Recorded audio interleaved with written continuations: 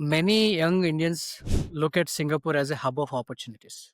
What advice would you give them if they want to pursue IT careers or entrepreneurship in Singapore? IT jobs nowadays very hard to get అండి. ఇంతకుముందున్నంత ఈజీగా దొరకడం లేదు. Mhm. First ఏంటంటే ఇప్పుడు సింగపూర్‌లో ministry of మ్యాన్ పవర్‌కి సింగపూరియన్స్ అంతా కూడా కంప్లెయింట్ చేశారు. ఏమని?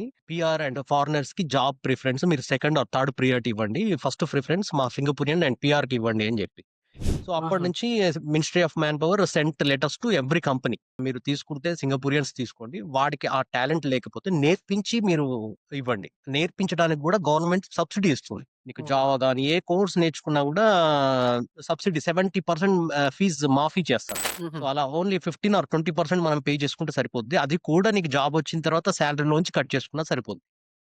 So, Okay. You give preference to Singaporeans అనే రూల్ పెట్టింది. Mhm. దాని వలన ఫారినర్స్ నాట్ గెట్టింగ్ జాబ్స్ అండి అంత ఈజీగా. Okay. ఇప్పుడు ఐటీ గ్రూప్స్‌ని మెయింటైన్ చేస్తున్నాను. ఒక 5 వాట్సాప్ ఐటీ గ్రూప్స్. దాంట్లో Mhm. అందరూ కూడా ఒరిజినల్ జెన్యూన్ 300 కన్సల్టెంట్స్ ఉన్నారు.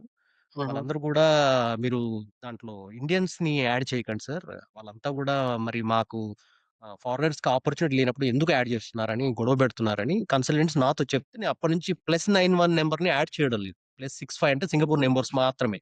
ఓన్లీ ఫర్ సింగపూరియన్స్ అని వాళ్ళు చెప్తున్నారు కన్సల్టెంట్స్.